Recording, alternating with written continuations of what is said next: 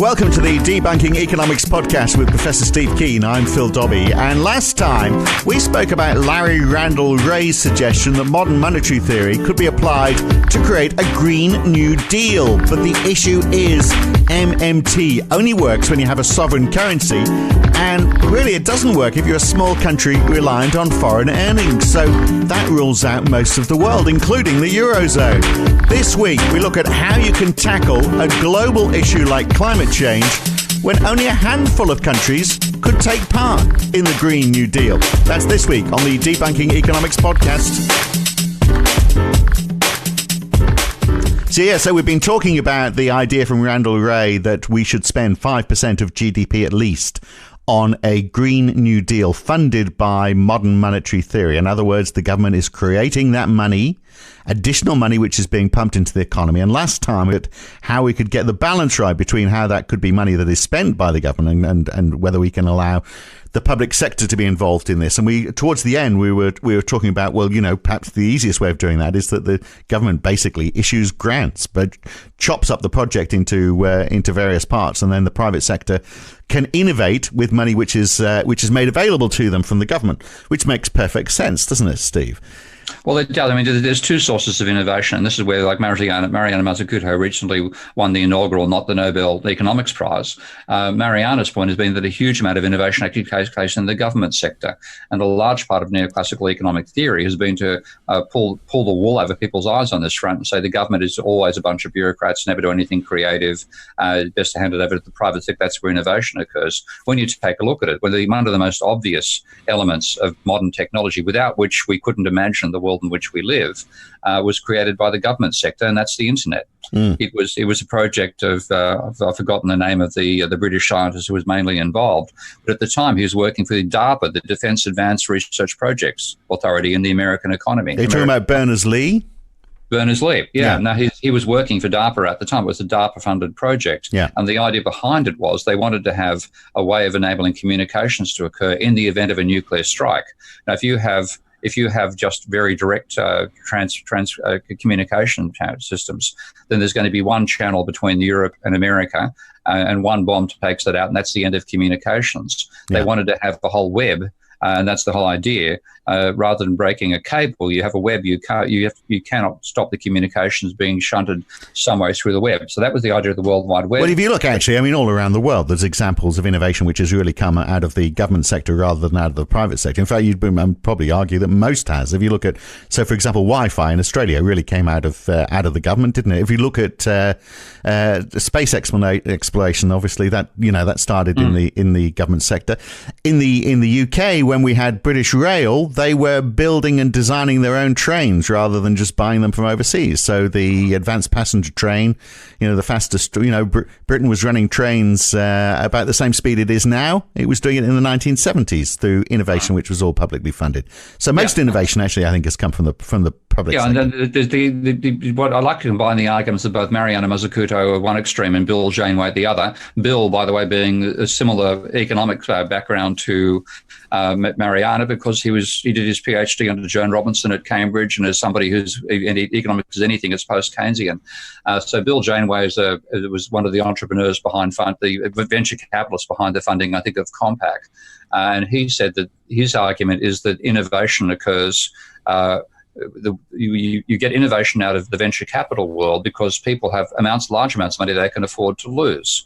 In other words, it's only people who can afford to lose large amounts of money who can finance major projects, major innovations. They can lose on 9, win on 1, and become a billionaire out of that.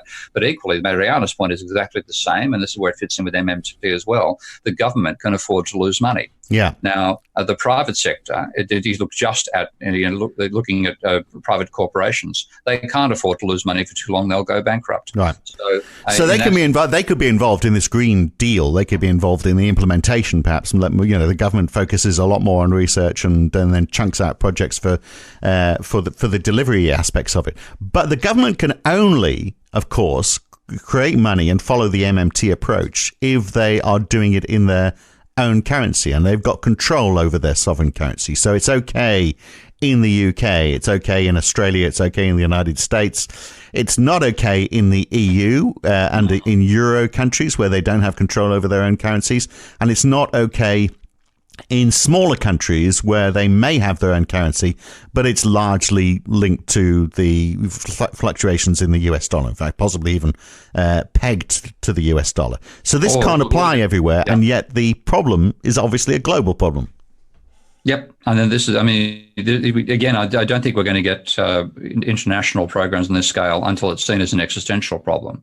But yes, initially, if you have a country which is running a trade deficit and therefore needs to be purchasing American dollars to get involved in trade, and the capital goods they're buying to decarbonize their industry also come from overseas, then they are going to be in a very dire way and trying to finance it just using the idea of running a government deficit, because with that causing a current account a deficit as well for importing those foreign capital goods, you're likely to face your currency losing value, and bang, you have a Turkey situation on your hands. And particularly if that country is, rich in fossil fuel and they can just dig it up and burn it.